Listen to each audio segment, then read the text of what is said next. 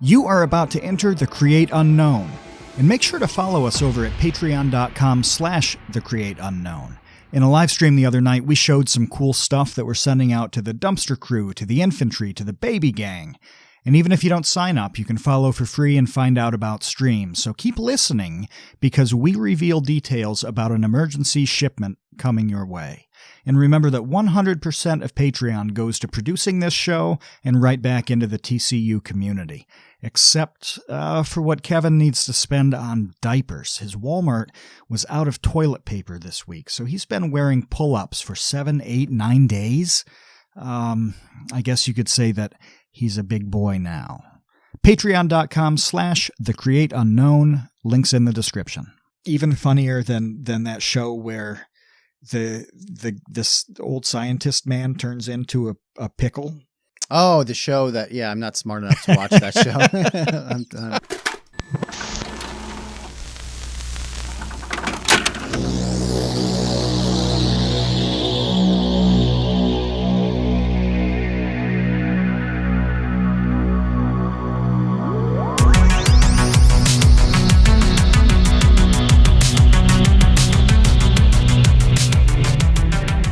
Hey, welcome to the Create Unknown. I am Kevin Lieber. With me, as always, is Matthew Tabor. Matt, tell me something. Are you sure you want me to tell you this? I'm not sure. You have a chance right now to opt out and shut this down before it gets bad. Well, I don't have enough information to know whether or not that's prudent, so I'm just going to have to hear. You're going to roll the dice? Yeah, let's go for it. What do you have to say? Okay, so now that we've really built a nice audience and nice community, so it's time to alienate like 83% of them. It's very possible that we are about to enter a phase worldwide with an epidemic that isn't even viral. Everybody's talking about the coronavirus, but something big is about to happen based on evidence that we have from the past. Do you have any guess what that might be? No. I was trying to think of a toilet paper joke, but nothing came to mind. So I thought of this because we were talking about an image in the Discord that's been very controversial, and this is an image of feet with Smucker's jam on the toes. Oh my gosh. Okay. Yeah. We've had poor Baseweight has threatened to leave the Baby Gang and the server entirely if it's posted again. But I realized that something I'd read a long time ago, that there is a correlation between people having an interest in feet and public health epidemics. What? Are you just making this up? This is a real thing? No. This is an absolutely real thing. Dr. James Giannini at Ohio State years ago did a study about the correlation between feet as items of interest in a certain nature as it related to gonorrhea epidemics, syphilis epidemics, and also it tracked the mentions of feet in pornographic books and stories in like a 20, 30 year period. And he found a jump every time there's a public health scare. This thing that, if you think about it, it's happening at a distance. It's really like social distancing at play. But all of a sudden, instead of, touching somebody or doing whatever you do with them, you just look at their toes as a safer alternative. Okay. Yeah. This is the worst Freakonomics ever. It's like the most useless Freakonomics study. Like, who is this guy that figured this out? I don't know. I don't know what he's a professor of at Ohio State, but I'm just throwing it out there that as tensions increase over the spread of a public illness, we are about to get more pictures of Smucker's jam on feet. Okay, this is It's highly likely that these two things will go hand in hand. So base weight, anybody else out there who, who really needs to avoid this for whatever reasons they have, gird your loins, pull up your bootstraps, whatever defense you need here. Get ready because it's coming. Just put on a blindfold, I think. So, because it's about to get worse for whatever reason. That makes no sense to me. And yeah, by the way, welcome to the mindset, the bizarre, twisted mindset that develops in our heads as we look at topics like this on Vsauce videos for like 10 years. This is how you begin to think about the world. You see a news report about something like a global pandemic and think like, oh, I wonder what bizarre thing is happening alongside this. Like, I wonder if jelly on toes is going to be affected by this. I think that's just you. I don't know why you're lumping me in with that connection that you've made. But speaking of food, we had a live stream just the other day centered specifically on cereal. It was our cereal tier list live stream. I want to thank everybody that came to it. It was a ton of fun, and we came out with a winner. We crowned a champion. We crowned a champion. It was not without like a little bit of controversy, because I know that you were really pulling for peanut butter Captain Crunch, but the official TCU champion is now Cinnamon Toast Crunch. So that's right. Congratulations to Cinnamon Toast Crunch, and congratulations to everyone who contributed, because it really was a communal effort making this list. It wasn't like a dictatorship between just Matt and I. No, especially at the end on choosing that final one. We had something like 6, maybe S-tier cereals that were vying for the top slot. And it did come down to Cinnamon Toast Crunch versus the Peanut Butter Puffs. And Isaac was big on Peanut Butter Puffs. I was with Isaac on that. But generally, Cinnamon Toast Crunch prevailed. And I understand that too.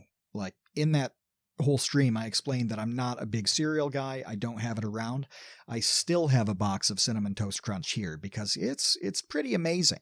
And I wasn't surprised that the overall vote was there. And the way I described it too is that personally, my favorite is the Reese's Peanut Butter Crunch. But if I had to choose a cereal for the people, for all of humanity to have, it would probably be Cinnamon Toast Crunch. Wait, I thought yours was the Peanut Butter Captain Crunch. It's Reese's Puffs is actually your favorite? Oh, no. What is that actually called? It's the Captain Crunch one, but they're little balls. Like they're little round balls. Oh. Peanut Butter Crunch. Yeah, Peanut Butter Crunch. Yeah. Okay. So yeah, the Captain Crunch Peanut Butter Crunch Right. is far and away the best cereal in the history of mankind. What I couldn't believe but, yeah. was how polarizing corn pops are. So we needed to create a category just because of how polarizing corn pops were. We created the war category because I hate corn pops. So I was like distinctly on that side of the debate. But I was surprised a few people came out who loved it, who wanted corn pops to be S tier. So I really don't want to get this wrong, but I feel like it might have been Trev. I think Trev was pulling, because whatever he disputed is what created the war tier. And if that was corn pops, I think he fought for those. If I'm wrong, I apologize, Trev. But it was, usually everybody was mostly in agreement, but off by one tier. So something would be, we'd say maybe it's B tier. You get an A or 2, or some people saying, no, this thing sucks. It's really a C. But generally, that's pretty good. I mean, that's like a standard distribution of opinions that center on the rough thing. But a couple of those cereals, man, it got wild, and it got wild fast. And Corn Pops was one of them. Yeah, I think Dumpster Crew Dan was one of the Corn Pop S tier, but it was a lot of fun. Hopefully we can do it again. I want to think of another tier list that we can make for next time. If anyone has any suggestions for what we should do, beverages, maybe, or just dinner. I don't know. It's really fast hard food is good. because Fast food is a good fast one. food is good. Yeah, iDubbbz did a funny fast food one. Yeah, it's really tough because you need something that virtually everybody knows every piece of. Yeah. And that's not a lot of things. Somebody said, oh, do one on YouTube channels. And I'm thinking about it, and I've seen those too. There was a thing for a while where people posted tier lists of commentary channels. Yeah, I remember that. And how many do you actually watch? I was looking through and I'm like, I know who all these guys are, but I bet I've only had time to watch like a third of the people's videos on here. Like, how do I even evaluate that? And cereal is just a good one because you at one point in your life, you've pretty much had a box of everything. Yeah, well, unless you're in the UK and you eat hay or whatever. What's the UK thing? Oh, Weetabix. God, Weetabix sucks. Weetabix. It's like a Brillo pad that you can eat. Well, I think maybe fast food will be the next one because that's another thing that most people have experience with and probably have pretty strong opinions on. And I think that's an important element to a good tier list as well. We've had severe nugget fights in the Discord over BK nuggets. Some people think that the 10 for $1.49, especially the spicies, are probably the best value and the best tasting thing that you can get anywhere. And then other people absolutely hate them. I know Maria doesn't like those nuggets. I mean, she's a vociferous refuser of BK nuggets. So that's the kind of thing that would be an absolute war tier item. Oh, I remember when Burger King changed their French fries and it was a big controversy. Yeah, I love that. Yeah. I love that change. But we have a bunch of new Dumpster Crew. We have some new INFANTry. I want to shout out Solace, Dan, Monsieur Chinchilla, Patrick, Gabriel, and Fraken. Thank you all for entering the Create Unknown officially, helping support the show, and being involved in things like ranking cereal. Because really, at the end of the day, it's important. When we're all quarantined and stuck at home, I think arguing over cereal is a pretty good use of our time. And because of that quarantine, we've decided to bump up the timeline on something, haven't we? Oh, that's right. Yeah, I almost forgot to mention. So we will be sending a COVID-19 TCU care package, specially prescribed for everyone in the Patreon Dumpster Crew on up. So if you want to get something from us to safely and securely entertain yourself while you're stuck at home, then join the Dumpster Crew, join the INFANTry, join the Baby Gang, and we will be shipping something to you very, very, very soon. Yeah, we want to get that out this week because originally we thought we're going to wait for shirts to come in so we can package everything together and save on shipping and do kind of one thing that's a combination of everything and get that out. And we were talking about it this morning. We're like, everybody's at home and life sucks. It's just rotten right now. It's just not great. There's no reason for us to wait on this stuff. Like, let's just throw a bunch of stuff out there, get that out. And especially for international people, it's going to take a little while to get to them. So we might as well do it sooner rather than later. And then when the shirt stuff comes in, we just do that separately. And if it's another round of shipping on us, who cares? Like that, it's just not a big deal. And it's a lot more important that somebody has something to give meaning to their otherwise cold and empty lives. Yeah. Well, look, when you put it that way, I think that, it's integral that we do this. But you're right. I mean, people are freaked out. People are kind of feeling weird in general right now. So we felt like it was important to, get out there and just send something to people just to give you even just a moment's respite from kind of the anxiety of the moment. So yeah, keep an eye out for that. Speaking of anxiety of the moment, we really today wanted to discuss the burnout stuff because it really hit home this week, yesterday, when our good friend of the show, Carson, call me Carson, announced that he was taking an indefinite hiatus from, all things online in terms of being a creator. And this was something that it didn't come as a total surprise. He had mentioned earlier that he was going to be kind of, slowing down with just posting stuff. But yeah, he really just kind of made it official yesterday that, look, I'm stepping away. And, he's got things going on with his personal life, and he wants to focus on that and get healthy. And I totally understand that. I don't know. We don't know. As far as I know, nobody really knows kind of the extent to which the personal stuff is impacting him. I just, wish him the best and nothing but the best, and hope that, he gets good and happy. And if he decides to come back and make us all laugh again, that would be amazing. If not, and he needs to, be fulfilled elsewhere, then that's okay too. Whatever is best for him. So I want to just read a couple tweets here so that the people who are not following everything obsessively on Twitter each day know exactly what we're talking about. I forget what Carson said a couple weeks ago, but he was, just taking a little break from the videos, right? But then I'm trying to do the math on days. A couple days ago now, he said what Kevin just summarized. He said, "I'm taking a break indefinitely.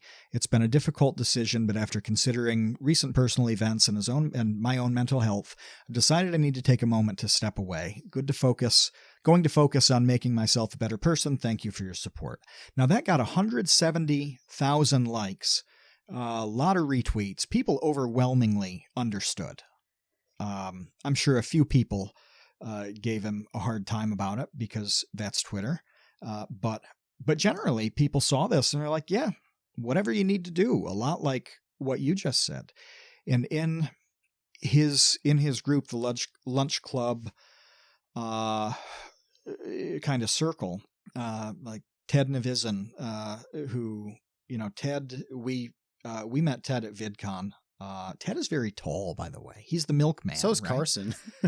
They're both tall. Yeah, Carson's taller than I realized. But these young boys tower over me. But Ted is amazing, and he's hideously funny. But he just said, "I've realized that simultaneously doing YouTube college classes, developing a short film, put a strain on physical, mental, social health during my final semester.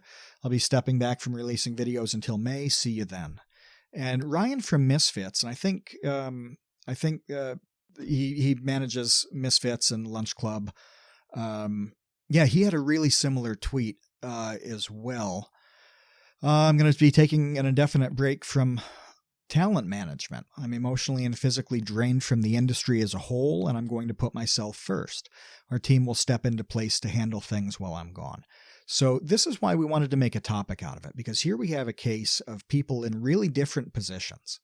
So Carson is Carson. He's kind of a full-time weirdo, right, in the best possible way. You've got Ted, who does similar stuff to Carson in terms of content, but he's got college going. He's got this short film, which I'm excited about finding out more about. And then you have Ryan, who's in that business and management capacity, who also is feeling the same thing. So you have three people here in different positions, and they're all saying the same stuff. So at that point, there's something to talk about, isn't there? Yeah, and I do want to separate Ted here a bit, just because it seems like he's got more of like a time management thing going on. At least that's how I read it. When he said that, look, I have to focus on school and graduating college rather than like entertaining you guys. I think that's totally fair and makes sense. And there's nothing. I don't think that's burnout, is what I'm trying to say.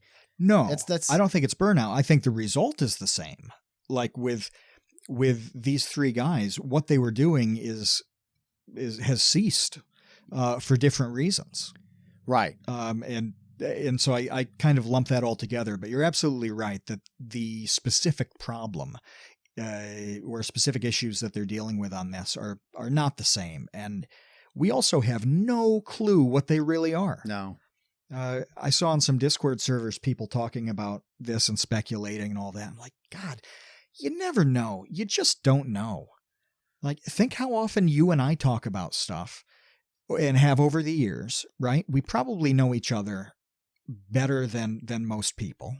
And sometimes a thing will come up where you just like sincerely didn't know this thing was a problem in the other person's life. Yeah. Yeah. And so even in that case, you can drop bombs. Right. Even with somebody, yeah, that you literally talk to like 8 hours a day. Right. You're not going to know every intimate detail because that's just the nature of any relationship. That's people. Yeah, it's just people. So that's one thing also that I wanted to make clear is to not speculate on what's quote unquote really going on, because who knows? And it's useless to speculate on that sort of thing. And it's pretty, I don't know, irresponsible, I think, even to do so.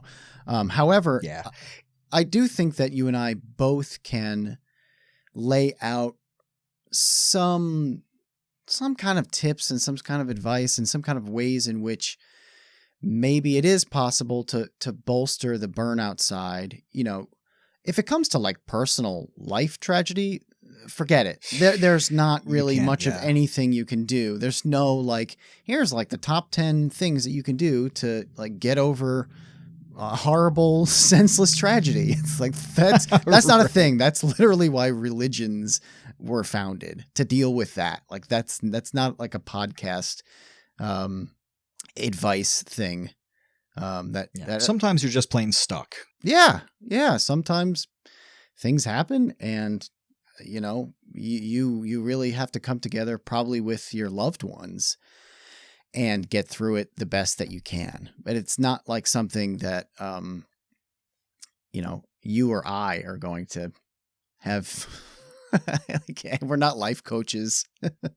No, but there is a bunch of stuff that you can do to lessen the chances that some of those burnout issues are going to pop up, and also increase the chances that you're going to get through those things you can't control. And I think that's a huge part of it too, is things are going to come up and happen that just level you professionally. And they're often personal. Everybody knows somebody, whether it's in their family, it's themselves, or they've seen it. You can see it with celebrities too, where just plain relationships and divorces and things like that just obliterate you for like years, potentially. And there's no way around that, right? But you can strengthen the things that you can control to kind of mitigate the damage from the things you can't control. So even if you can't prevent something wholly, you can lessen the possibility that burnout's going to creep in. You can lessen the possibility that some sickness or personal thing is going to just cut you off at the knees. And I think there are several topics that we can talk about now that are really overlooked a lot, or that people don't put the necessary effort into. Yeah, so I came up with 3 things, you came up with 3 things, and they're very different. Our lists are very different. I mean, obviously, I'm coming at it from a creator side, and you're coming at it from an analytical side and from a business side. So I will kick things off with the emotional side of this situation. You going emo? You're going to start with the emo? I'm going emo. Yeah, because, you know, I do relate to the emo side of it and the ego side of it, really, both of those things. And my number one thing, this is in no particular order, but my first thing, I should say, is at some point every day, get away from the computer. Get away from your phone. Walk away.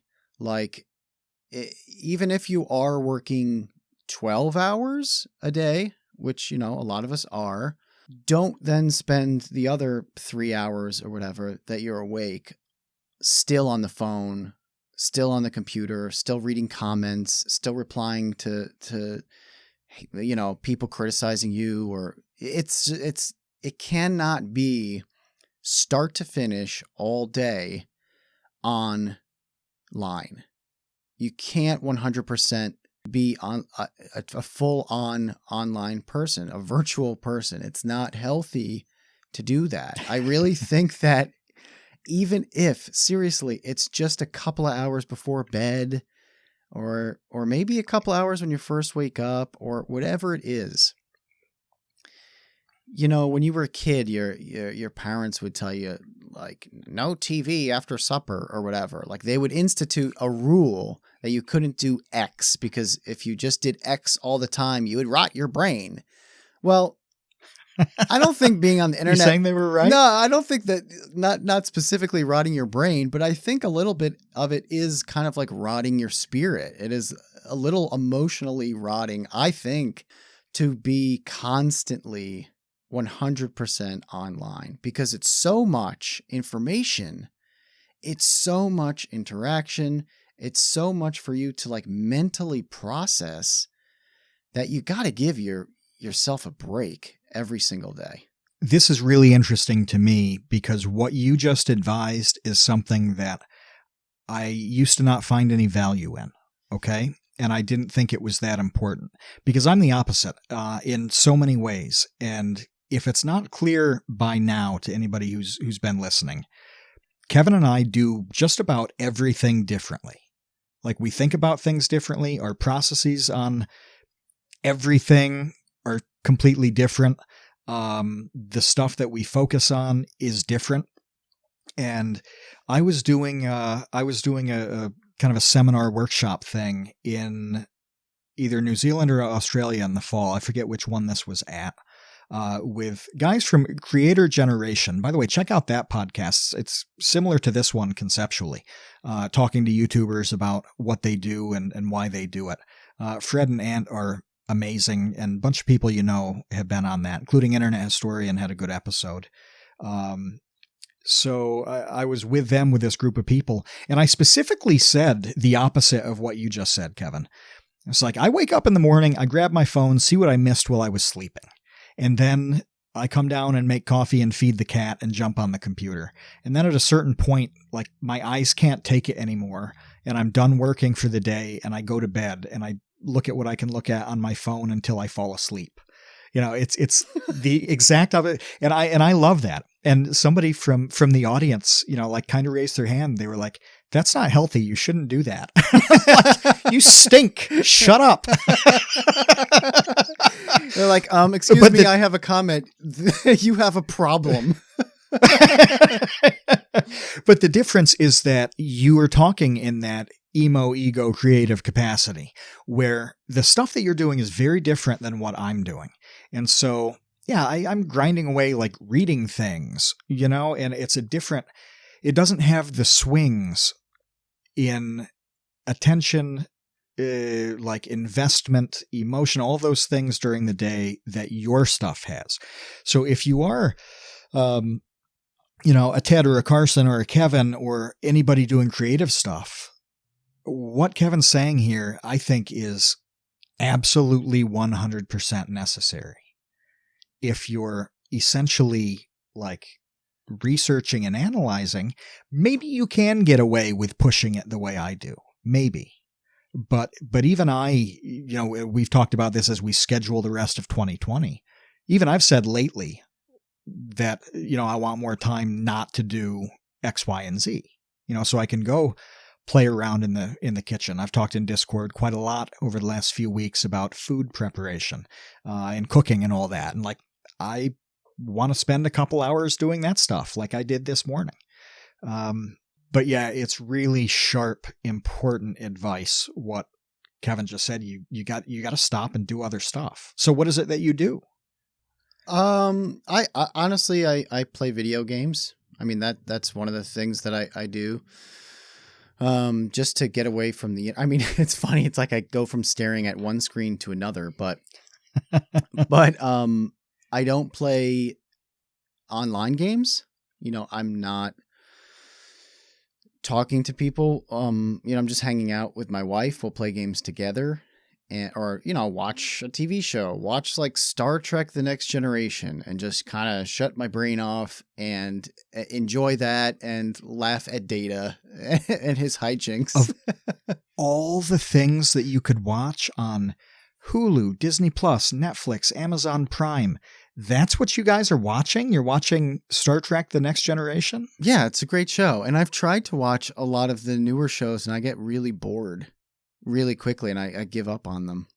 So, except for Mandalorian, I did really like that. But that's like 8 episodes. We watched that in 2 days.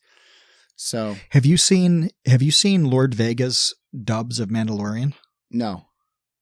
Oh my God! If anybody on Earth listening to this right now wants to take the Mandalorian to the next level, you need to check out Lord Vega, Vega.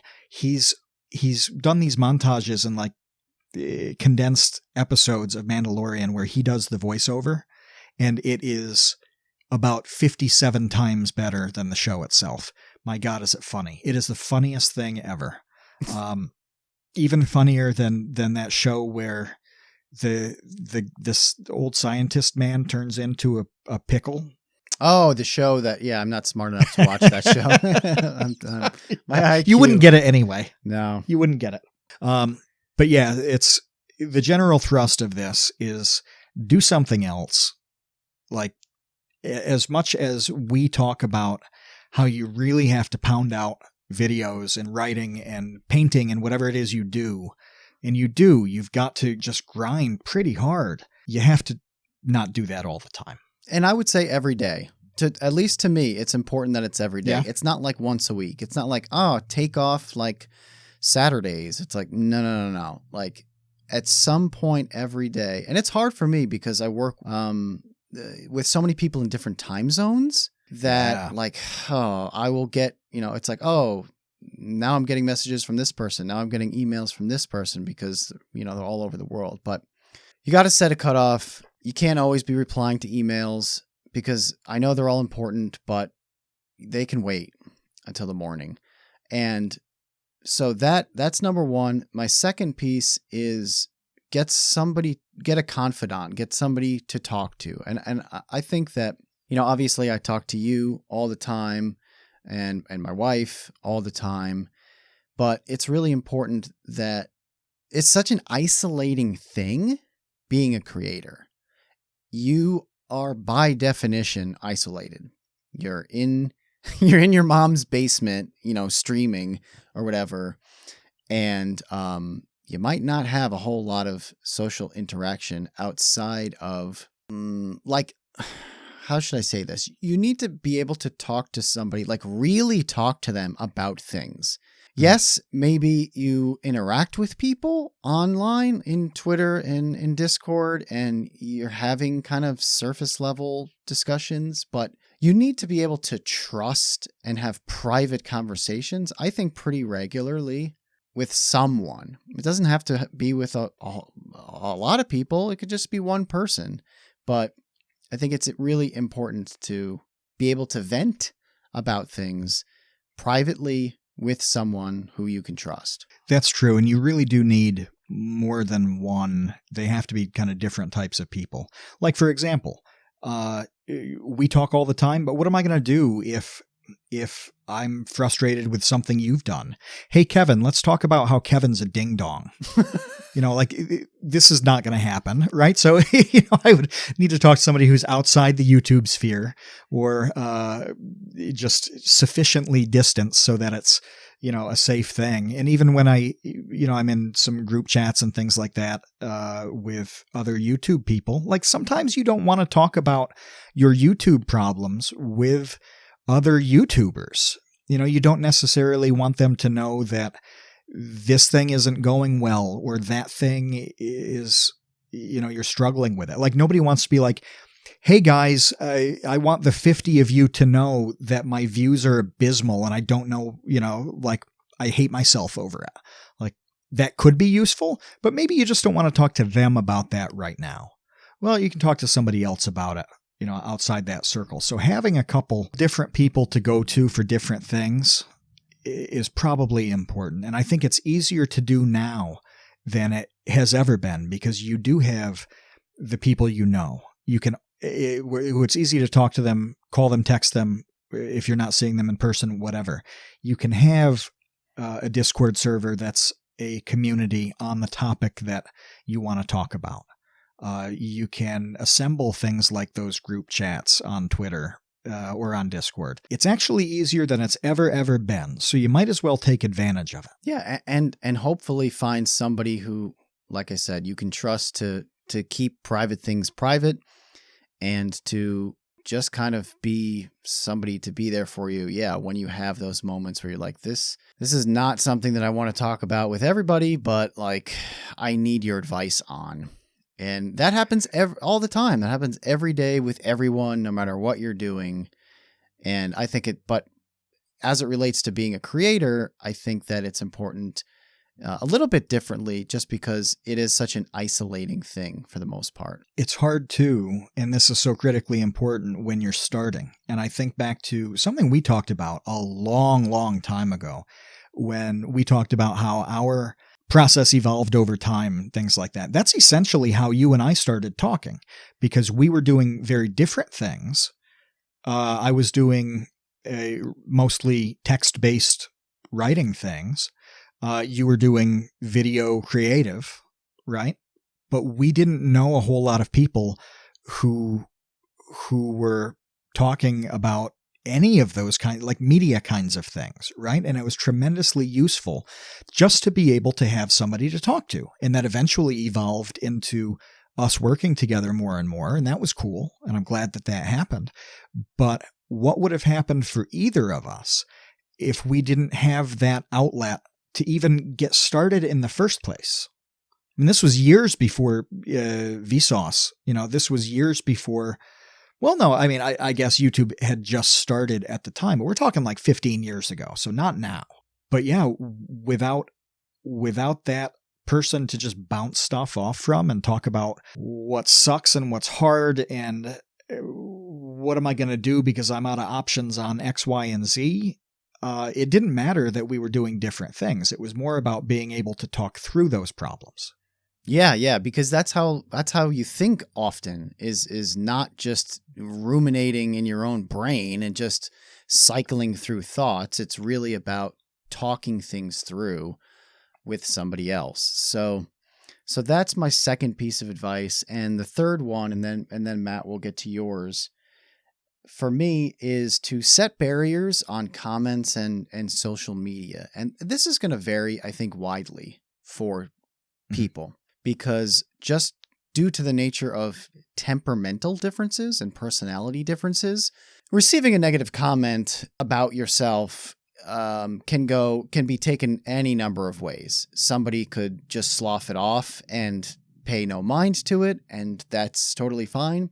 It could also completely ruin somebody's week, and maybe they don't think about anything else for the rest of the week or a month except for that one nasty comment that they got. So that's why this one is a lot more variable, but I think nonetheless it's important to recognize that it is okay to mute people or block people or add words to various filters if, some specific word keeps getting your attention, some pejorative or something that people keep using against you. I mean, at the end of the day, as an online creator, you yourself are putting things out there and people are going to criticize them. But by proxy, criticize you as a person. Yeah. That's how it feels. It feels like you personally are the one being attacked and being criticized and being ripped because they're ripping the thing that you made. So obviously the healthiest thing to do is to recognize that it's not personal. You don't know this person. They don't know you. I mean, we've talked about this a whole bunch. There's a million things that go into a negative comment that quite often may or may not even have anything really to do with you. However, the way that it seeps into your pores sometimes as the person receiving it, I think it almost doesn't matter sometimes how you rationalize it if it's still upsetting you emotionally. So you do have tools. YouTube has tools. Twitter has tools. Make use of them if that's going to improve your capacity to keep doing the thing that you love, which is making stuff and sharing it online. Some people have a positive experience with negative comments too, which is crazy. You talk about the variations on this, but some people are truly fueled by other people hating them, you know? And like, if you think of a Keemstar, like, where is Keem without millions of people who hate Keem? He loves it, right? Trev mentioned Nick Diorio the other day. You know, he's a commentary guy who makes the kind of, I don't know if you'd call them expose videos, but he takes topical drama things in the community, topical issues, and then, you know, he'll like eviscerate somebody, right? And so when he gets somebody ripping on him about something, he looks at it and he's like, hey man, new video. This is great. I've got a new topic to make. So, you know, you even get people like that. So there's a massive kind of continuum of where people fall on this. And that's important to recognize. But a guy I used to know, I still follow him. I haven't talked to him in a long time. He was a traditional media guy. I think he might have worked at Time like 30 years ago, a long time ago, Time magazine. And he does some public stuff now. He said, I think of something like Facebook as a bunch of people talking in my living room. And I don't have to let everybody into my house. Like, this is my house. I have no obligation to let somebody come into my living room and bother me or be a jerk or upset the other people talking.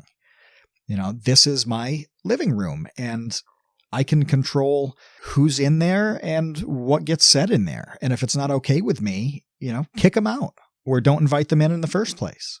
That stuck with me. I mean, he must have said it like 10 years ago, but I haven't found a better analogy here. And think of it like your living room, where set whatever rules you want that fit your house and your family and your own levels of comfort, and just do that. And if that means you block and mute, or you take any other steps, you know, you put up filters on YouTube comments, so what, man? Do what you need to do. You know, it's your living room. I agree. And it took me a while to figure that out when it came to curating my Twitter feed. You know, I've mentioned before that Twitter is my favorite social media because I find it to be the most entertaining. Like, there are just some of the funniest things I see every day are on Twitter. It's the best. But for a while, you know, I was following people who I like in real life who might be really annoying on Twitter. Like, let's face it, Yeah. There are a lot of people, and this goes for Facebook as well. People change on social media. They do things and they say things and they share things that you would never in a million years get out of them in person. It's very weird how people do that. They just kind of become this other creature when it comes to being on the internet and being able to have that megaphone. And I'm okay muting somebody who, like, if I saw in person, I'd give him a big hug and like, hey, how you doing? You're really annoying on Twitter. But or even celebrities, you know, it's like, I really enjoy your music. I really enjoy your comedy, or I really enjoy your films or your books, but you're so annoying on the internet.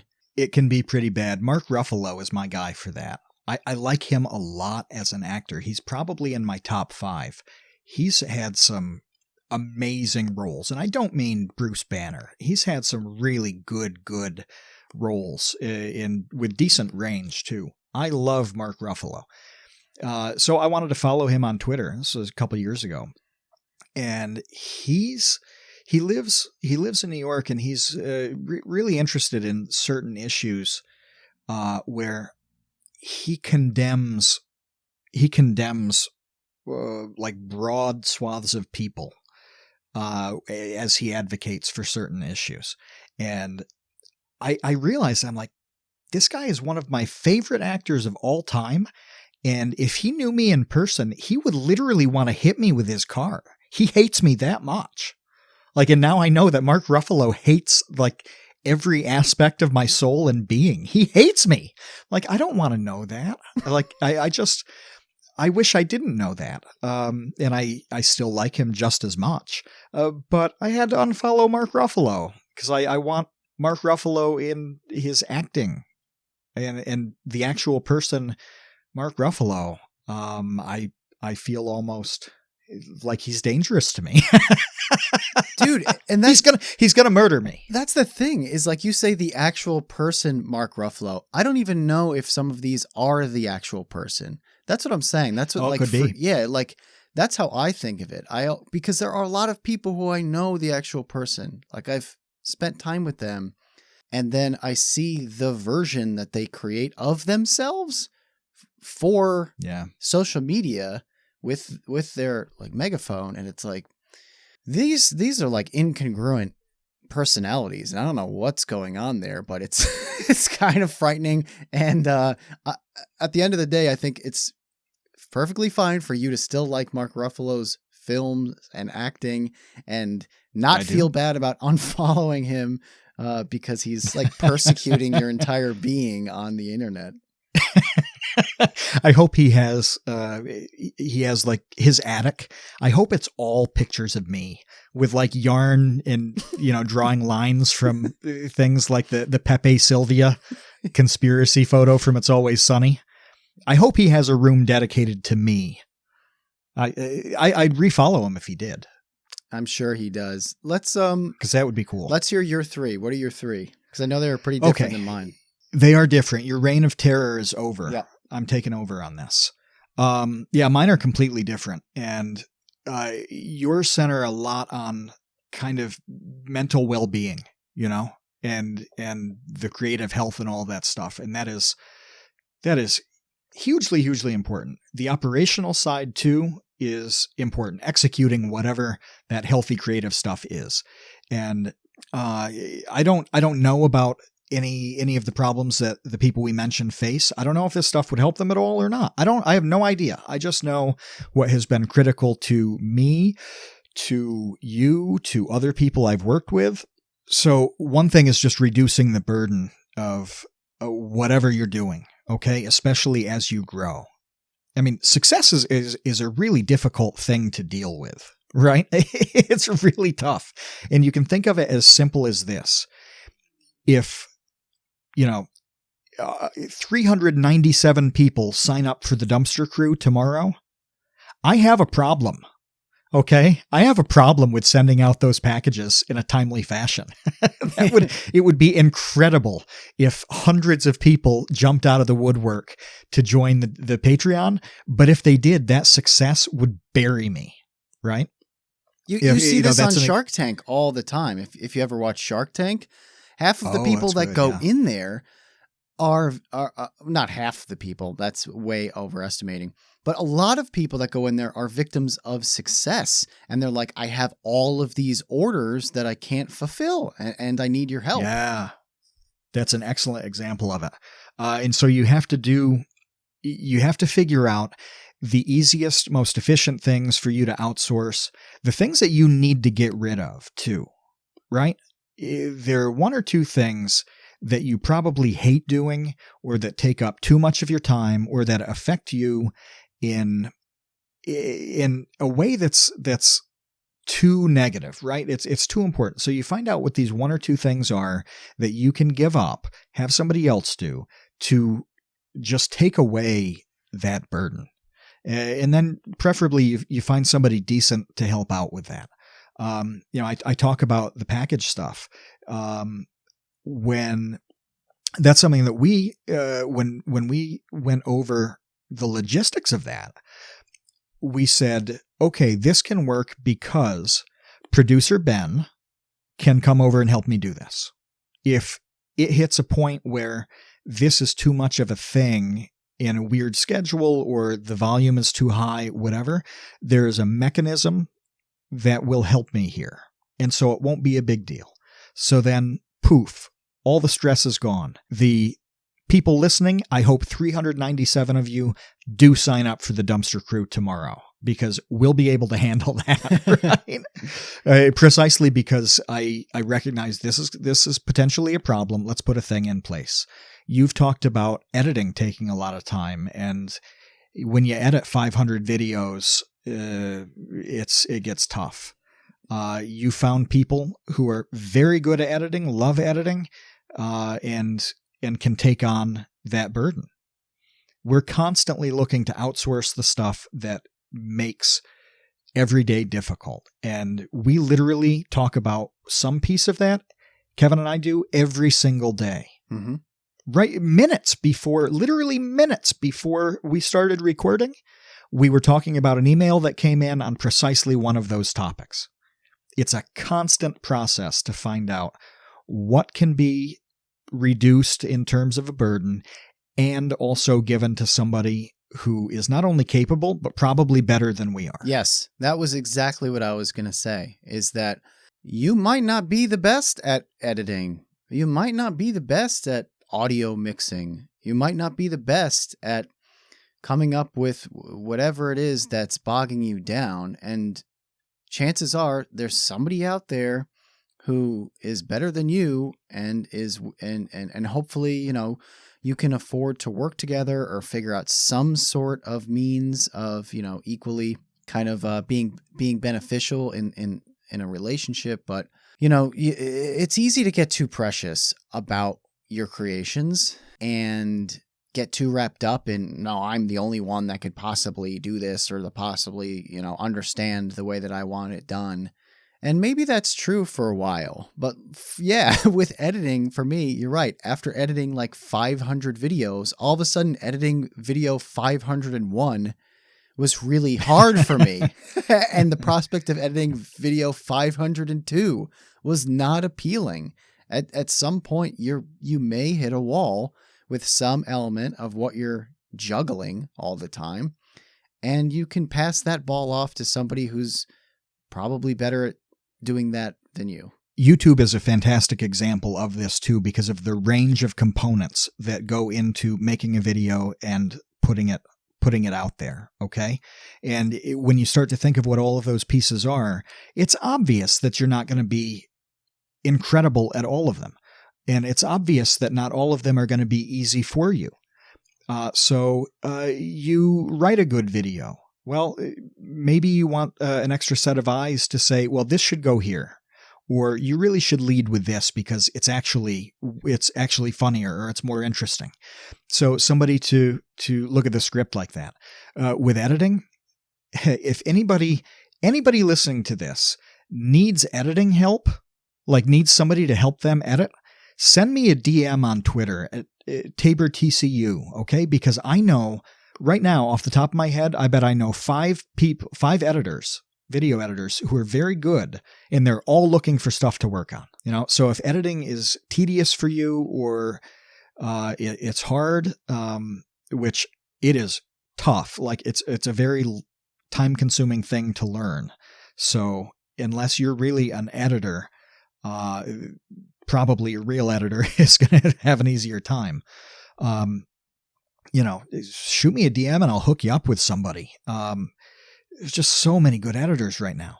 Thumbnails. I am not a terribly visual person.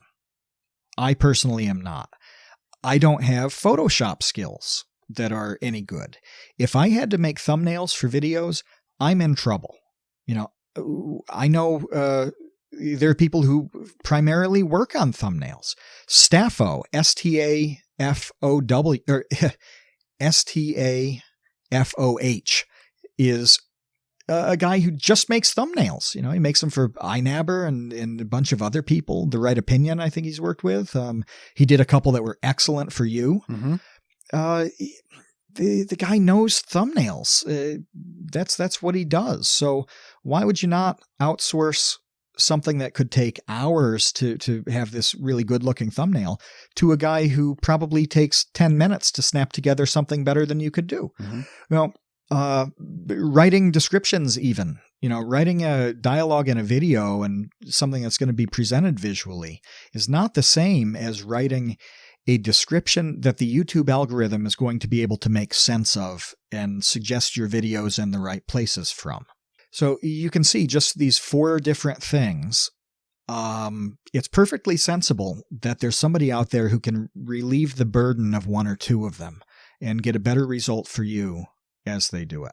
That's huge. My second one is actually, I'm flipping the order on these from what you're looking at, Kevin, because it's so close to what we just talked about, where you develop skills that you don't have, or you partner with somebody who has them. Okay? If we're talking about a YouTube video, audio is a massive component of video. It is huge. And there are so many people making good content on YouTube right now. There are not very many people who are making good videos that also have good audio. There are a lot of people making good podcasts who have terrible audio quality. Mm-hmm. Yeah. It's like listening to an AM radio through, a soup can and a string. Or it's hard to get right. Like people think it's easy. Yeah. It's not. And it can absolutely ruin a video. When I was in film school for college, my professor hammered that home. She was like, audio is 75% of video. That's what she said. And it's weird. Yeah. Because you can have a crappy looking thing. If you have a crappy sounding thing, no one is going to sit through that because for whatever Pretty reason, much. like bad sound is just unlistenable. But a bad looking thing, I don't know, even if it's like soft focus, bad framing, whatever, you'll get through it if it sounds okay. Something could be shot beautifully and it sounds like garbage and you're not sitting through that. So the message here is not to go out and become an audio expert, but it's an example, it's a specific example of a critical element to whatever you're doing that could be very hard for you, cause you stress, and really affect the outcome. You can learn audio. Like there's some really good courses on Skillshare and places like that will give you the basics of a skill that you don't have. Maybe it's editing, maybe it's copywriting, maybe it's working like to get sponsorships, maybe it's selling yourself. There's all this stuff out there, right? Where you don't necessarily have the skills yet because you didn't work a job that used those skills. You never learned them there. You didn't study this kind of thing. A big issue that we generally have on YouTube is that 95% of YouTube is done by fetuses. Everybody there is 17 weeks old, and there just hasn't been a lot of time to acquire some of these skills. That's okay. It's through no fault of their own. Like if you're a 19-year-old creator who's killing it on something, it's perfectly sensible that you have not finally honed every possible skill in the industry by the age of 19, right? So this is a common sense thing, but find out what you need to know that you don't know and need to know. Find a way to learn the basics of it. I knew zero about audio before this podcast, and I still don't know very much at all. But just doing a crash course at the beginning gave me some of the terminology I needed to talk to whoever was editing this stuff. It was tremendously useful. It took a lot of stress away because all of a sudden it wasn't a total black box. I got a little bit of skill and that went a long, long way. And then it made it easier to partner with somebody like Marcus, who's doing the editing for us now. We were able to find Marcus and set him up to do this in part because we kind of knew what we were looking for at that point. Mm-hmm. You knew audio anyway. You came into YouTube with audio knowledge from all that stuff back in the day. I didn't though.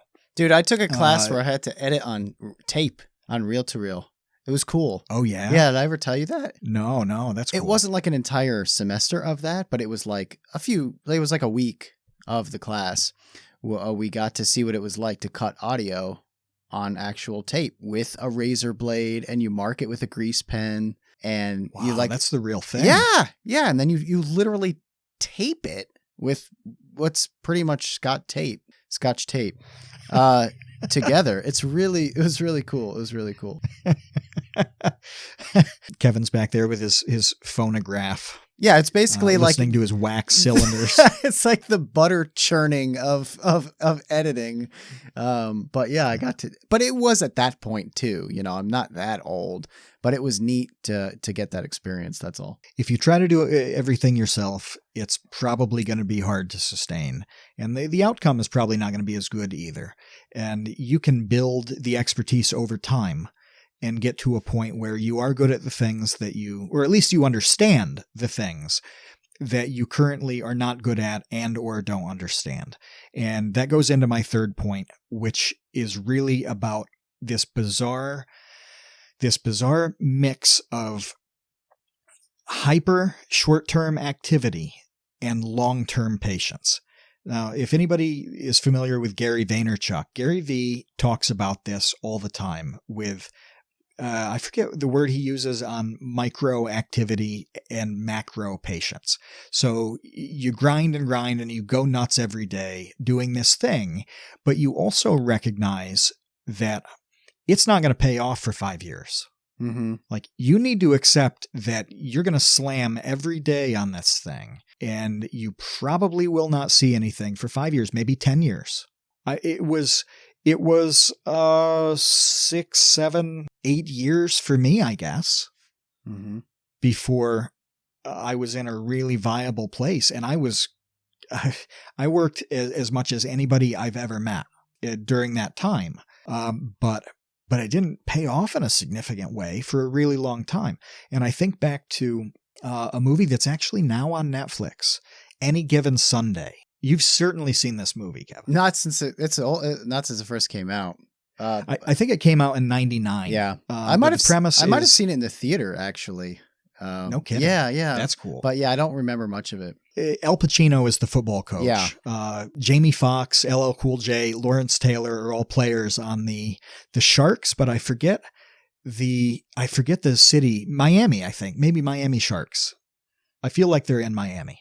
I don't remember. But anyway, he has this speech, and it's something you can look up on YouTube, where Al Pacino has this, rousing coach speech, and he ends up screaming through it. It's one of those inspirational kind of things. But he says, he's yelling to the guys that football is a game of inches, and that they're constantly fighting for the tiniest little things, and those inches add up to winning a game. Winning the championship over a season, having a long career. That is absolutely 100% true, that you have this grinding, horrible fight over inches to get this really big, meta, long-term success of any kind. And you have to recognize that. You have to get comfortable with that. Now that I'm older, I have perspective on how that happened for me. I know where it came from now. And it's because I played a whole lot of cards when I was younger. I played a lot of poker many years ago. And that is for me, it was the perfect way to learn this, because everything is one hand of cards, and that hand of cards is broken up into multiple rounds. And you have to make the right decision at each of those rounds. And you do this over and over and over. If you're playing for 6 hours, that's, a couple hundred hands. If you're playing every day, well, it's thousands. If you're trying to cover your expenses by doing this, you can play hundreds of thousands of hands in a year. But all of it is coming from these really tiny moments that go in succession. And you have to make the best possible decision at all of those moments. And sometimes you make exactly the right decision and the wrong card falls through pure chance and negates the value and just destroys you. Even though you did everything right, you still lose. And when this happens many times over years, you become immune to the problems on that, or hopefully you do, but you get a sense of the way all of this stuff works. And I found sense that YouTube things, writing things, a lot of creative things operate in exactly the same way, just with a different mechanism. Yeah, I had, so here's a restaurant analogy, because I worked in restaurants for so long before YouTube. The head waitress at one of the restaurants I worked at was talking to a younger waitress, and the head waitress got stiffed on a bill. She got, it was either no tip or like pretty much a garbage tip. And the younger waitress, but she wasn't upset by that. And the younger waitress didn't understand that. And she was asking, like, wait, like, you're not mad? Like, you're not mad that table just totally stiffed you? And she said, no, because it's not about that table. Like, another table will come along and over tip me, and it'll pay off in the long run.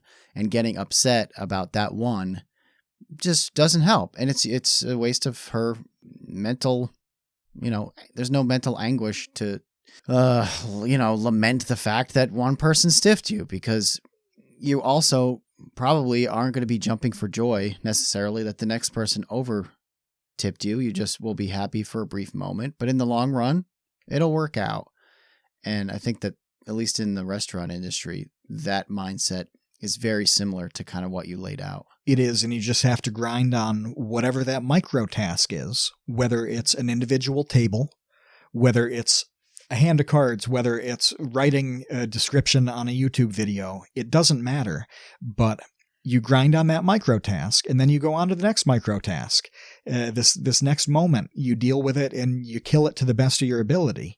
And just recognize that each one is like a grain of sand that eventually makes a beach. And it's really tough to believe in that. When you slam these little things over and over, it takes over your life. It can, it's who you are at a certain point. And if there's no payoff for that, it can be extremely discouraging. But you do have to remember, like the entrepreneurship people, Gary Vee and the rest, talking about the way this works. You've got to get comfortable with that. And that helps with the burnout. I want to pull it back to that, because it gives you a perspective that whatever's happening right now at this second is not going to determine how things go generally. Yeah. If it's extremely hard right now, that doesn't mean that your channel's dead. It doesn't mean that your painting sucks. It doesn't mean that your comic isn't funny. It's a moment in time. And what really matters is down the line, and it's probably going to even out. Mm-hmm. We've talked about specific videos so many times in the idea stage. Certain ones we think are going to just be bangers are not. Mm-hmm. And certain ones that we think are just okay have turned out to thrill people. And so even when you do that micro analysis at the time, like most of the time, it's not even right. You're like wrong both ways about it. Yeah. So, and it's the easiest way to get this to, and this is my 3.5 rule, and I'll be extremely quick about this, but it really does help to have somebody in that circle like Kevin talked about, somebody you can talk to who has more experience, who has been around longer, and I don't like words like mentor. I think that's the stupidest word ever. I hate that word. God, it's dumb. But somebody's just been through some stuff, right? And that's happening now with people freaking out about the virus and how that's going to impact stuff. I'm not 90 years old, but I was their age when I'm thinking of some specific conversations, in group chat settings. And I'm looking at it, I'm like, I was their age in Boston when 9/11 happened. And in the days ensuing, we thought the economy is busted. We don't know if we're going to be able to get home from Boston, because at that time, with planes, that was an issue. Are they going to ground all flights? The international friends that I had, were they going to be able to get home? Was school going to get canceled for the semester? Like virtually everything I'm seeing people concerned about now, that age, we were concerned about it then. we lived through it, like most of what we thought was going to be bad didn't turn out to be the problem we feared. It's a lot easier to process that now, precisely because it's not my first rodeo. And there's no substitute for that. There's no substitute for being able to talk to somebody who has experienced the thing that you're having trouble with now. Yeah. It doesn't mean they're going to be right about it. It doesn't mean that it's going to work out the same way. No. It may very well blow up and be a problem in a way that those things weren't. But it gives you a little confidence that problems X, Y, and Z are going to have a solution, and they're probably going to be okay in some capacity, or that you'll be able to deal with them even if they aren't, that you're going to be able to get through it. Yeah, you need perspective. And that veteran leadership stuff reminds me of sports, when they always say, oh, they brought in this veteran wide receiver to help out the young core of wide receivers. It's like, well, what does that mean? It means that the wide receiver who has been in the NFL for 9 seasons probably is able to teach the rookie a thing or two that they're having trouble with. And, it doesn't matter if you're the new guy at work or on YouTube. I think that you're right. Having somebody, not necessarily a mentor, but just somebody to chat with that's been through that and can lend you perspective, because perspective can really alter your perspective. Don't be shy about going to somebody, even if you don't know them at all. You can cold open to these people and ask them what they think about something, because think about what you're doing when you do that. You're basically going to somebody and saying, oh, Oracle, give me your wisdom. I value what you think and what your experience is. Please detail that for me, because you've accomplished something or done something that is so good that I'm turning to you. Yeah. So by definition on this, you're making these people feel pretty good about who they are. Not too many people are going to slam the door in your face when you're coming to them saying, you're awesome. Can you just tell me what you've learned? Right? Some people don't have the time for that, and they'll tell you. But overwhelmingly, the people who have the perspective and experience really like passing that down to you. So don't be at all shy or think that you're bothering them or be nervous about them thinking you're stupid. No, it doesn't work that way at all. Just shoot your shot, and they will overwhelmingly be okay with it. Yeah. Yeah. I mean, Destin Sandlin has that podcast, No Dumb Questions. And I love that phrase. Yeah. There are no dumb questions, just because you don't know something doesn't mean you're dumb. It's just you haven't experienced it yet. You don't know. So ask, and then you'll know. So I hope that you had a 3.5 as well, didn't you? No, what was that? Did I? You had the recognizing what all of this adds up to. Oh, that it is a job. Yeah. I mean, yeah. And that, again, is just perspective. It's you need to have the perspective of treating it like a job. And you know what? Here's what I'll say about that. The reason that I didn't do Vsauce 3, which was the gaming Vsauce, after Vsauce 1 was no longer about gaming, and we wanted to bring gaming back into the fold, I didn't want to do Vsauce 3. I didn't want to do Vsauce gaming because I didn't want gaming to be my job. When I mentioned earlier that when I disconnect from the internet, I go and play video games, it's because that is how I decompress. And I consciously made the decision, for me, it was not going to be good to make my decompression mechanism my job. And maybe that doesn't work for everybody, but that was really important for me to separate those things and not intermingle them. So I don't know if, there's a big difference between people who want to make their passion their job. You're right. Mm-hmm. Yep. But I also think that could be part of the burnout, is if that's not working out and then your passion is not working out the way that you thought it was, that could be like doubly negative to your health, to your mental health. That like the thing that I love is not working out. So now what? And that's a really hard thing to confront. It's high stakes when you combine those two. Yeah. It's high stakes, and it can certainly weigh down the thing that is just pure enjoyment for you. One thing that I've liked for almost 30 years now is bowling. And this may surprise you, Kevin, and anybody listening, but the bowling media ecosystem is not the best one in sports. What does that mean? It's just like not as evolved as football and soccer and basketball and whatever. Like there's a limited amount of people, limited amount of information, varying quality, whatever. You know how many times I've looked at some of those elements and thought, I could do this thing or that thing, and it would be very badly needed in this space, and it would be 10 times better than what I'm looking at right now.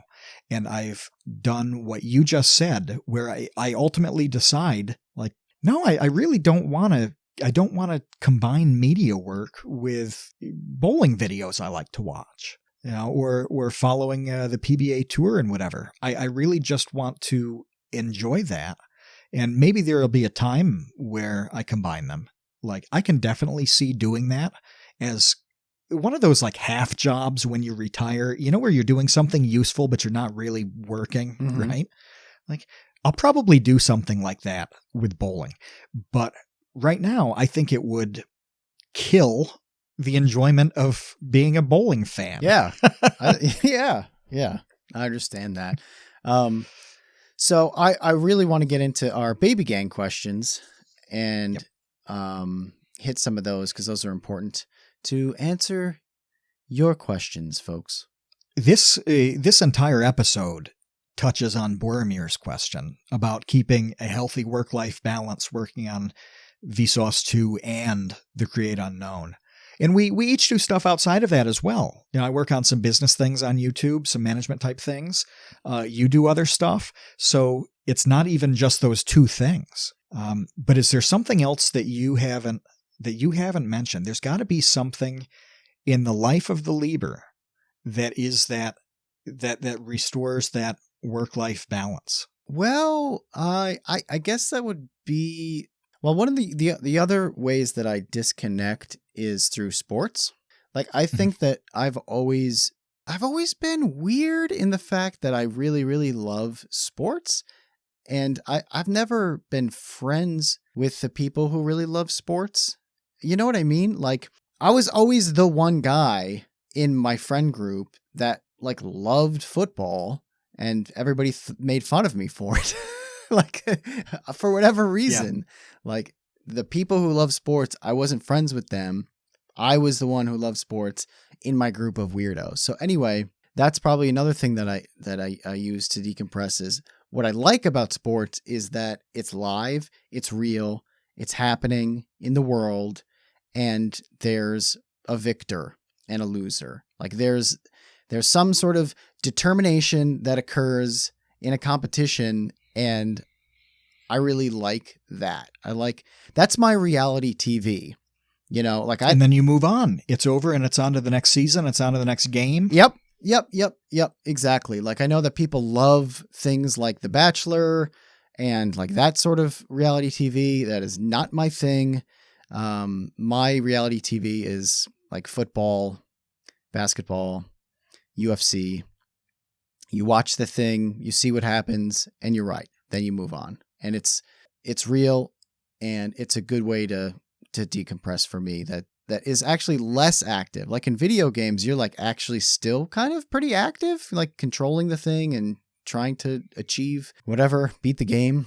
But yeah, when it comes to like watching sports, that's really my opportunity to just kind of sit there and veg out, I have a bunch of little things, and they change over time, and I bounce back and forth between them. But right now, I'll tell you right now what I'm doing to decompress. And it is thinking about nut trees. Okay? You and your nut trees. Look, Matt, hold on. Before you go on, I want everybody to know, like, we should I almost want to do an episode just about this with you, because About what? your like micro obsessions with so many different things that I don't think a lot of people also have micro obsessions of. Like you Probably not. You no. have like 100 things that you know a lot about in a way that most people don't have 100 things that they have done and know a lot about. Whether it's like tanning chipmunk skins or Yeah, which if you meet me at an event, if it's at VidCon or something like that, ask to see my wallet chipmunk, because my cat brought this chipmunk to the porch and I tanned the little chipmunk hide, and it's been in my wallet now for probably 4 years. yeah, and you say that very matter-of-factly, but it's pretty strange. That's all I'm saying. And that's just like one of 100 things that I think are in the same ballpark. And I don't even remember half of the things that you've told me over the years. But it's the mechanism that we're talking about here, because I find a subject that I'm interested in, and then I don't want to say it's an obsession for that subject and only that subject, but it's my focus. It's my focus for a long time. Not a long time necessarily, but a substantial amount of time to really feel like I know this thing. And it happens in a lot of areas. Like I hit a point where I thought, I really want to understand what Winston Churchill was about. So I read almost everything that he wrote, which like the histories of the English speaking peoples is a 4-volume, set that's like that alone it took forever. And then you can imagine how many biographies there are of Churchill. And so rather than, like having an interest in World War II, for example, it was like, no, I'm going to do 15 things that are about Winston Churchill. And then when I feel like I'm in a good place with that, something else invariably pops up. And right now, that is figuring out what nut-bearing trees can grow in this agricultural region safely, because, with temperatures and soil quality and moisture and all of that, what can be grown given the land that we have, the climate that we have, and that can be harvested without really specialized equipment. So with some, you need a tree shaker. Have you ever seen a video of those? No. A big craziest thing, machine man. that just shakes trees. Yeah, it's like this little tractor that has kind of a clamp at the front of it, and it just drives up to the tree, clamps on the trunk, and then it's like, it just throttles this tree so that it generates enough like shaking to shake the nuts off onto the ground, right? Well, I don't have one of those yet.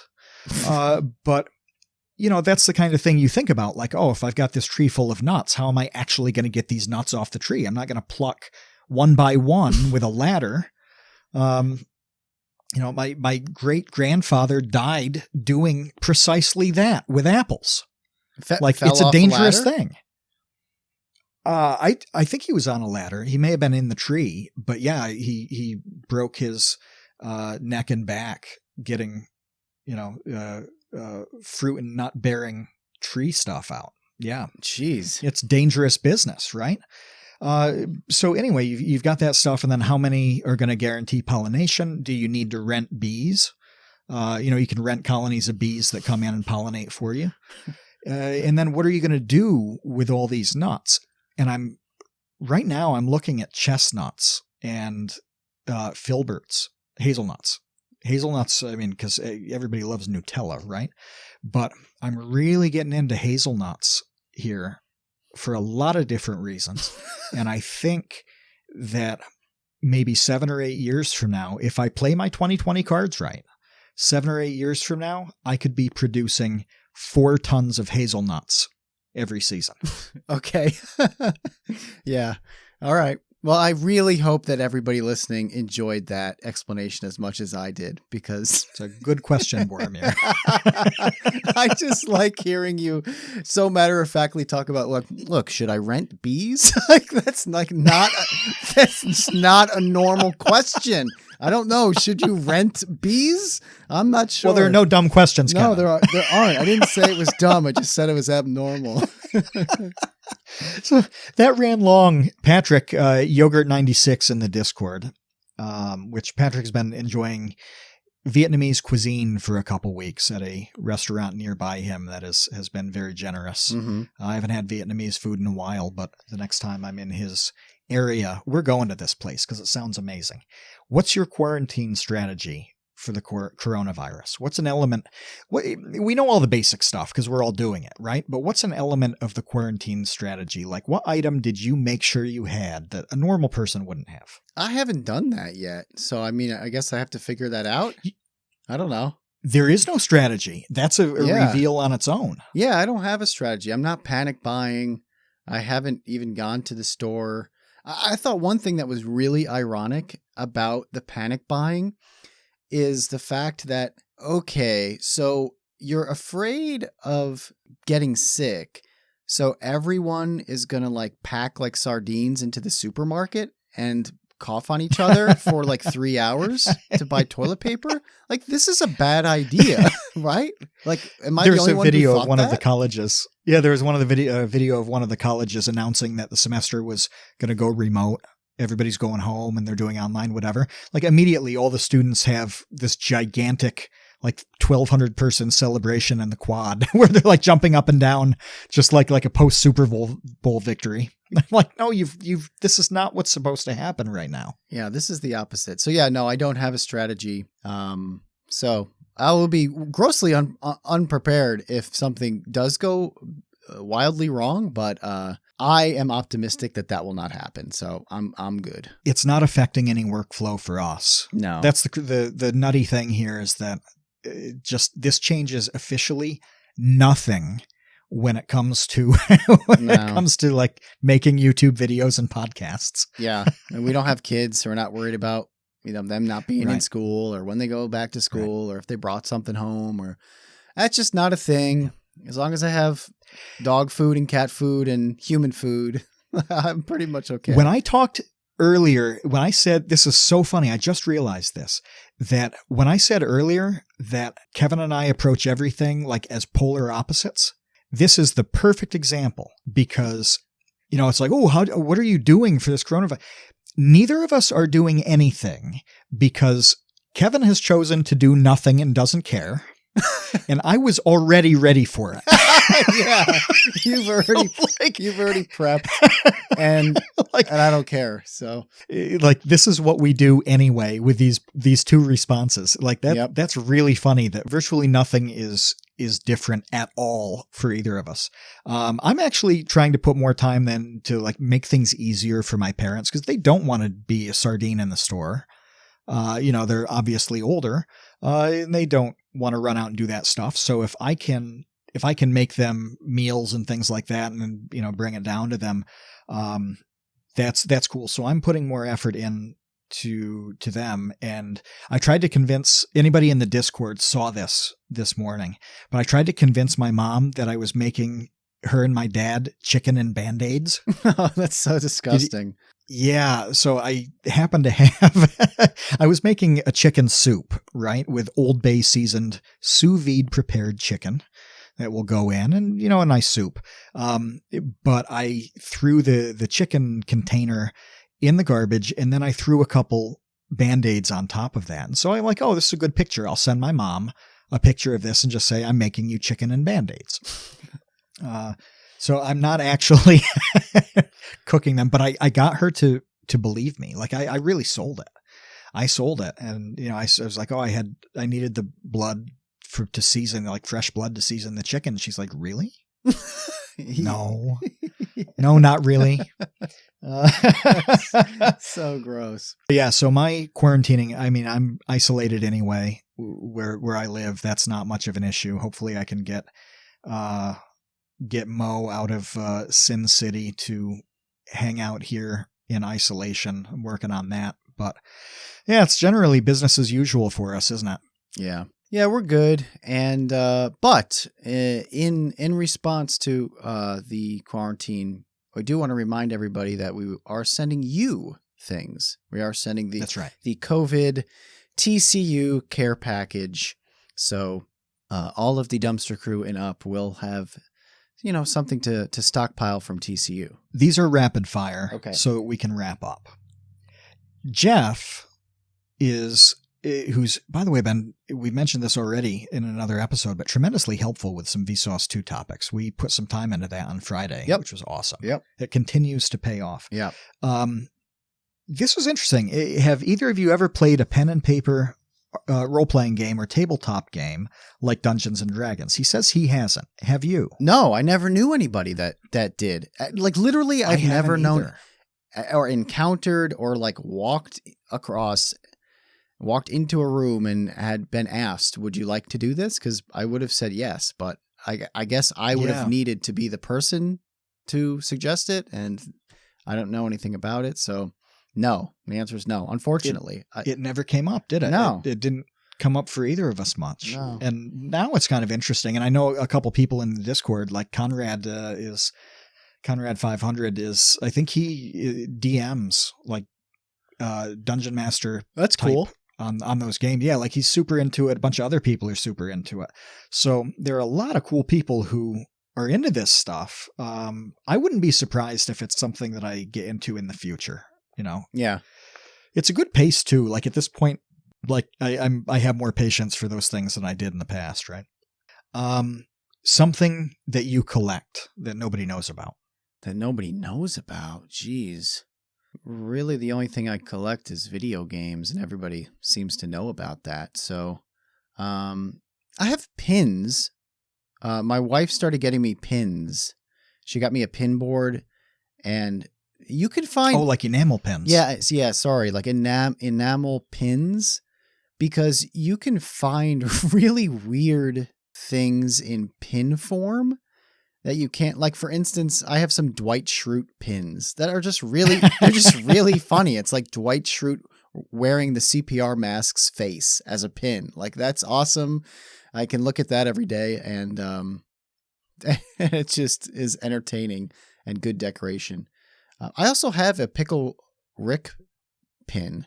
A Pickle Rick pin. That's a tongue twister. Is it textured? So, with like little bumps on the pickle? I don't know. I'll have to go feel it, but I'll take a picture of this and share it with everybody. Go feel your pickle, Kevin. I'll post it on Patreon so that everyone can see Go feel your pickle. No, I'm not going to do that. There's a series of books from the early 40s that came out in Britain, kind of like golden books in the US, little kids' books. And they're called The Adventures of Wonk. And Wonk is a koala, kind of like Winnie the Pooh. And it's actually a bit of a knockoff of that same structure, where there's the boy who has the little animal friend, and the animal friend is the goofy one who's getting into things, and the boy is pretty sensible. The Adventures of Wonk, there are only 6 books, and they're really hard to find for an interesting reason, because the United Kingdom changed paper quality in the war years, because paper was used for the war effort. So it's really low quality. Those books were printed on a really low quality paper. And because they're almost 80 years old now, most of them did not survive. And the ones that did are battered and beaten. Most of them don't have their covers anymore. They're dust jackets because they were so thin. I have a bunch of those. I get them sparingly because at this point they're pretty expensive. I rarely find one that's cheap enough. But my dream is to have a complete set of first editions with good dust jackets. And right now I think I have 3 first editions and 3 dust jackets. I could go out and just buy those, but I mean, they're like $250 a piece when they're in good condition with a dust jacket. Wow. So I'm not going to go like drop $1,000 on koala books, right? Yeah. But maybe over time I can slowly assemble them. But that's my thing that nobody knows about or sees. Couple rapid fire. What animal resembles you the most, Kevin? This is from Monsieur Chinchilla. Which, congratulations on joining the gang, Chinchilla. I don't know. I've always liked monkeys. So I'll just say monkey. You'd want to be a monkey? Yeah. I've always wanted to be a monkey. That was always my favorite. That was my animal when I was a kid. Loved monkeys. Just a general, like, kind of monkey, or any specific variety? Yeah, probably like a Curious George kind of monkey, not like a chimp or ape or bonobo or anything like that. Yeah. I don't have a specific one that I could narrow this down. It would probably take me a month or two to decide. But there's a class of animals that I think I'd want to be. And it ranges like a small animal that's very quick and hides. Things like weasels and martens. I like those because they're sleek. They have nice fur. They're fast.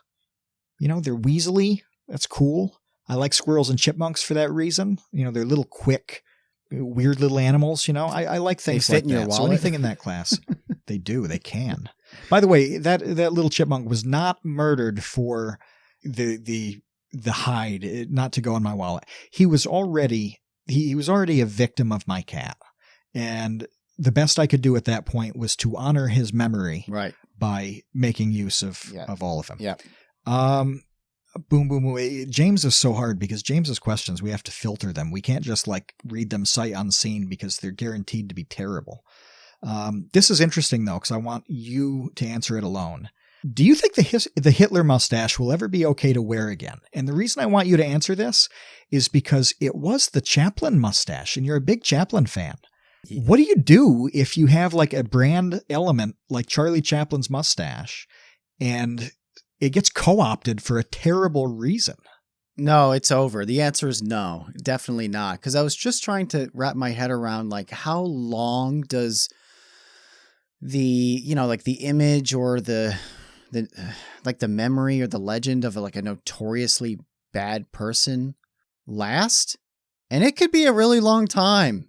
I mean, Genghis Khan, that was kind of a while ago, and we still talk about Genghis Khan. So I can imagine hundreds of years from now, society still being around and using Hitler as, the archetypal evil tyrant. And that mustache will be a major part of that. So the answer is never to me. You're saying when it's over, it's over. When society has collapsed and we lose the memory of that, then that's maybe then. But until then, no, it's not happening. Isaac asks, Isaac Teal, who is our perpetual fan of the show, and we are a perpetual fan of Isaac. Thoughts on creators canceling live shows, meet and greets, and tours. Do you have any insights on that? It seems almost necessary at this point that everybody's got to shut those things down.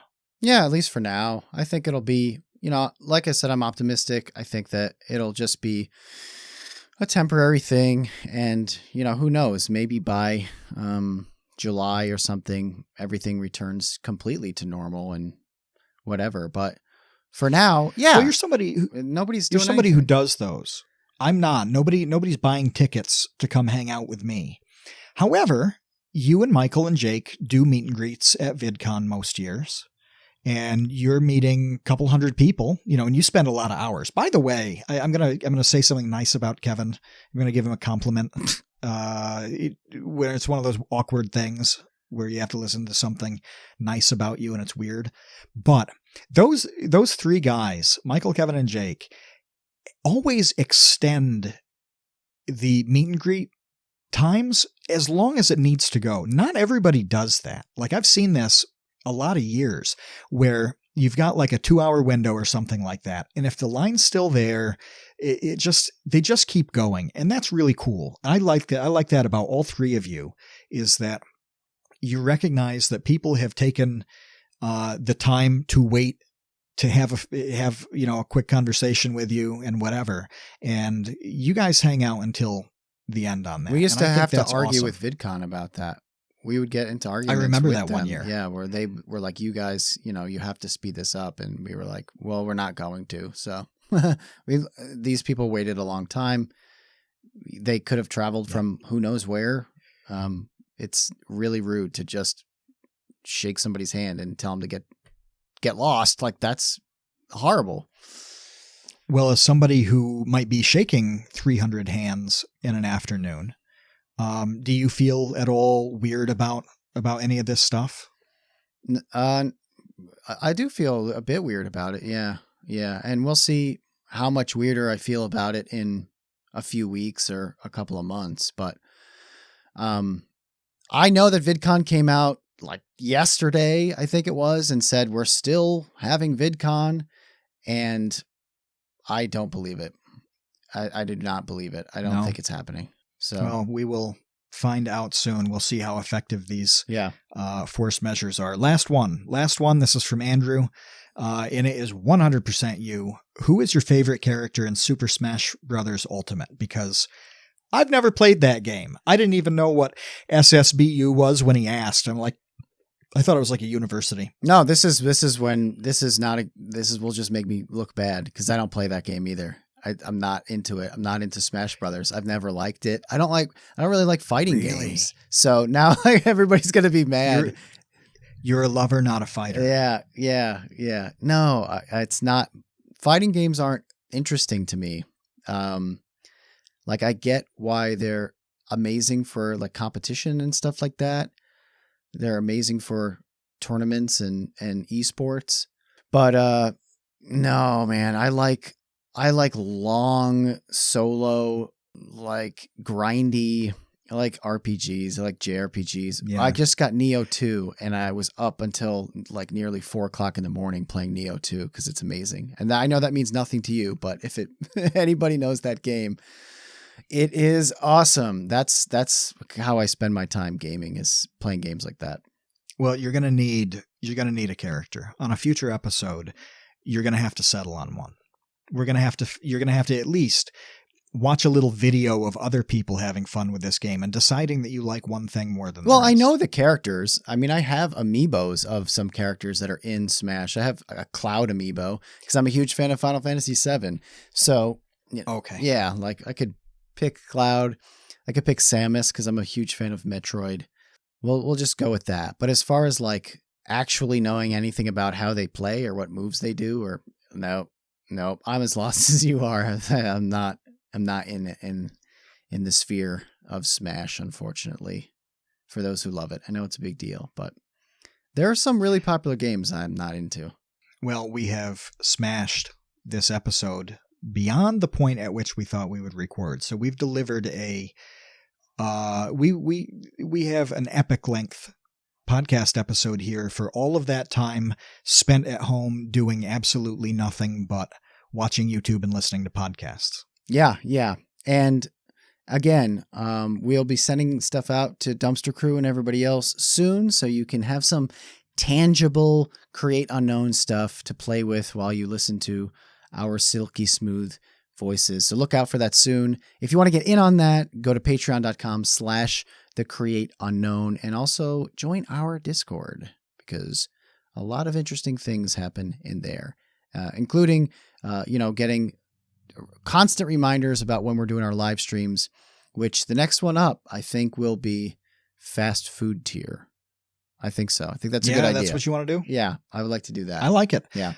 I like it. And check Twitter too. On all these platforms, just follow, right? Just follow, and you'll see the updates. Like when we do actually, when we announce that we've sent this stuff out, like you'll know that day that it comes out. You won't have to wait for the delay on, the next episode to get recorded and edited and released and all of that stuff. So for the real time kind of things, we'll be announcing in Discord and on Twitter and on Patreon and all of that. But follow along in as many of those places and say hey, ask us things, tell us you love us, tell Kevin that he's a weirdo. Do all the things that make you want to block him. I already know that, especially what I was spending my afternoon working on before we started recording. Which will hopefully you'll see on Twitter soon. All right. That's it for us. See you, Space Cowboys. We'd like to thank everybody who we talk to every single day in the Discord, and especially the patrons who make this show happen. Thanks to our editor Marcus Allen and to associate producers Jeff Davis, Isaac Teal, Trev's Dead, James Gallagher, Speen Braithwaite, Andrew Stimpson, Keaton Sample, Jesse Robertson, Boromir Schiffers, Mansour Chinchilla, Sean Malone, Jen Mafasanti, Kevin with an E, Menard, Monahan, Patrick Pister, and Fraken. And also to baby wrangling super producer Ben Webster. Thanks also to Paula Lieber and the stunningly gorgeous Mo Lewitt, and to our very generous sponsor of this and every episode, Eagle Brand Sardines. We're in an apocalypse, Stock up on tiny little fish. You won't regret it. The Create Unknown is a production of Unknown Media.